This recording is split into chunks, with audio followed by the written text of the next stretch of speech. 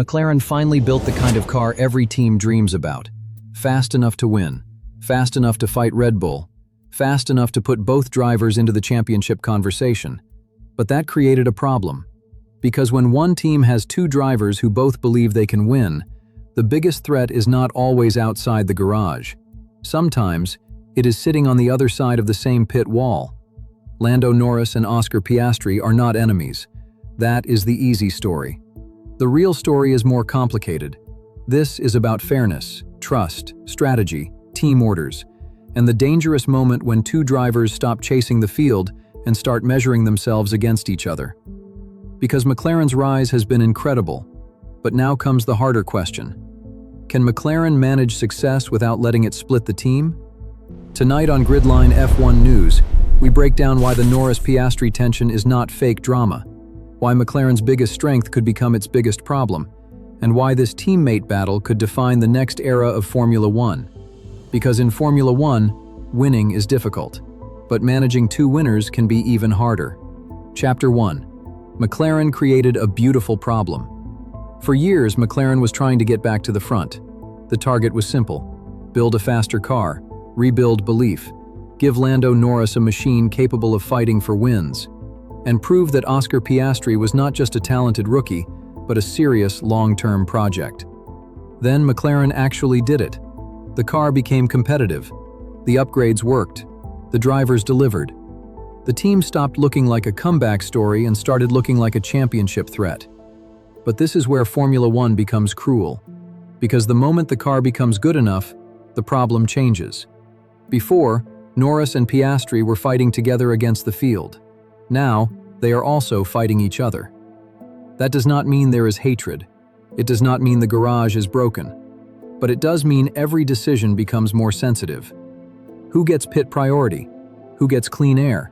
Who gets the better strategy? Who is asked to wait? Who is asked to give something back? When a team is fighting for fourth or fifth, those questions matter. When a team is fighting for wins and titles, those questions become explosive. And that is exactly where McLaren now stands. Chapter 2.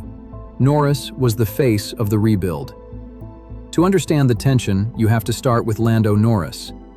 Norris was there before McLaren became a serious title force again. He lived through the difficult seasons, the missed chances, the near wins, the weekends where he dragged more out of the car than the car looked ready to give. For a long time, Norris was not just a McLaren driver. He was the face of McLaren's future. So when the team finally returned to the front, it felt natural that Norris would be the driver to complete the story.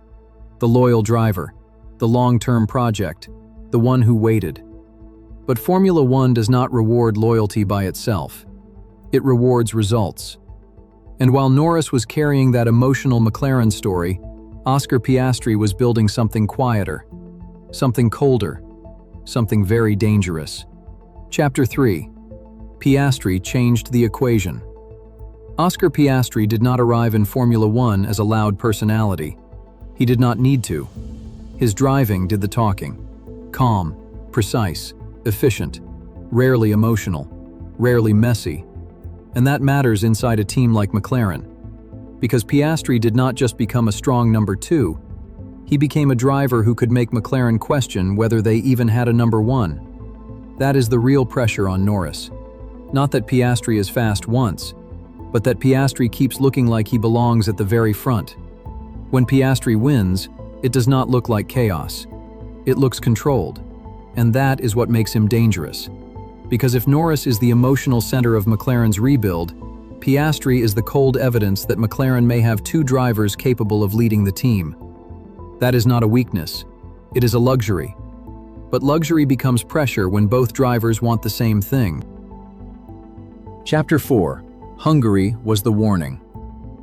The clearest early warning came in Hungary. That race should have been simple. McLaren had the pace. Piastri had the race. Norris had the track position late because of strategy. Then the team had to ask Norris to give the lead back. And suddenly, a McLaren 1-2 did not feel simple anymore. It became a test of trust. Norris eventually gave the position back. Piastri took the win. McLaren got the result.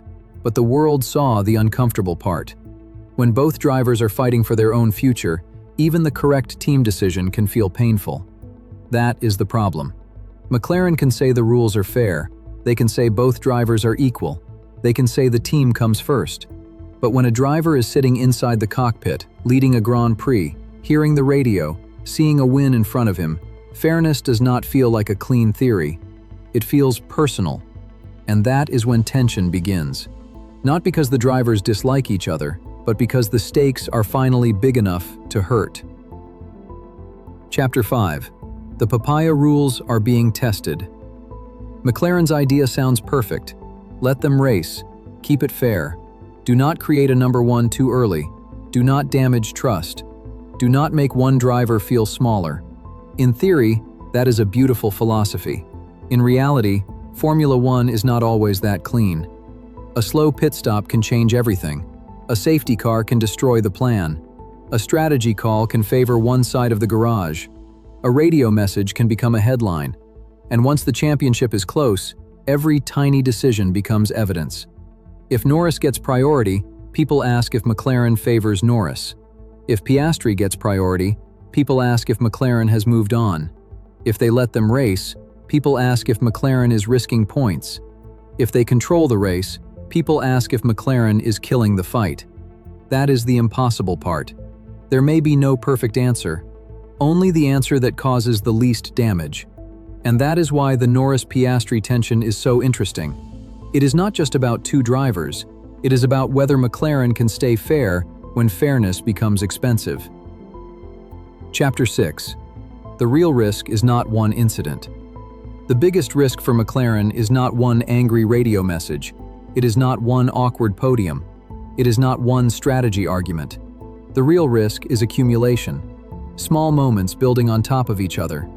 One driver feels he lost time, then he feels he lost strategy, then he feels he lost priority. Then he starts questioning whether the team is truly equal. That is how tension grows in Formula One. Slowly, not always through public arguments. Sometimes it grows through silence, through short radio answers, through careful interviews, through body language after qualifying, through the way a driver says, "We will discuss it internally." And McLaren knows this, because history is full of teams that had the fastest car, but still made life difficult for themselves, because two elite drivers were fighting for the same crown. The car can be fast, the team can be smart, the drivers can respect each other. But if the championship becomes tight enough, respect alone will not solve everything. Rules will be needed, clarity will be needed, and most importantly, trust will be needed. Chapter 7. Norris has more to lose emotionally. For Norris, this battle carries emotional weight. He has been with McLaren for years. He helped carry the story when the results were not there. So if Piastri keeps matching him, beating him, or forcing the team into difficult calls, it does not just become a sporting challenge, it becomes a personal one. Because Norris is not only fighting Piastri, he is fighting the expectation that this was supposed to be his McLaren era. That is a heavy thing. And the more Piastri grows, the more Norris has to answer a difficult question. Can he stay calm when the team no longer revolves around his story? That may be the real test. Not pace. Norris has pace. Not talent. Norris has talent. The test is emotional control when the garage becomes equal. Because when your teammate is also your biggest threat, every weekend feels different. Chapter 8. Piastri has a different pressure. But Piastri has pressure too. His challenge is different. He has to prove that his calmness can survive a full title fight. It is one thing to be fast when the spotlight is growing.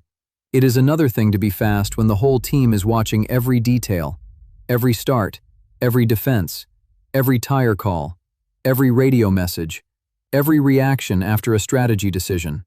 Piastri's strength is that he often looks unshaken. But even calm drivers feel pressure. They just show it differently. For Piastri, the question is simple. Can he keep being the quiet threat when the fight becomes loud? If he can, McLaren's problem becomes even bigger, because then they do not just have a talented teammate for Norris. They have a second championship leader inside the same garage. Final chapter. McLaren must decide what it really wants. So what is McLaren's real problem? It is not that Norris and Piastri are fighting. That is what elite drivers are supposed to do. It is not that both drivers want to win. That is exactly why McLaren hired them. The real problem is that McLaren now has to decide how much freedom it can afford. Freedom is easy when the team is chasing. Freedom is harder when the team is leading. Because when a championship is on the line, every point has a cost. If McLaren backs one driver too early, it risks damaging the other. If McLaren waits too long, it risks losing control of the title fight. If McLaren keeps everything equal, it must accept the danger that Norris and Piastri will take points away from each other. And that is why this story matters. This is not fake teammate drama. This is not a broken relationship. This is what happens when a team finally becomes good enough to have a real problem. Two drivers, one garage, one championship direction, and a question McLaren cannot avoid forever. Can they manage Norris and Piastri without choosing between them? Or will Formula One force McLaren to make the decision they are trying hardest to delay? Because the faster McLaren becomes, the harder this gets. And if Norris and Piastri keep fighting at the front, the biggest battle of McLaren's season may not be against Red Bull. It may be against itself. So what do you think? Should McLaren let Norris and Piastri race freely? Or does a championship fight eventually need a clear number one? Comment your prediction below. And subscribe to Gridline F1 News for more clean, researched Formula One stories. No fake hype, no made-up paddock rumors, just the story behind the timing screens. Because in Formula One, the truth moves faster than the cars.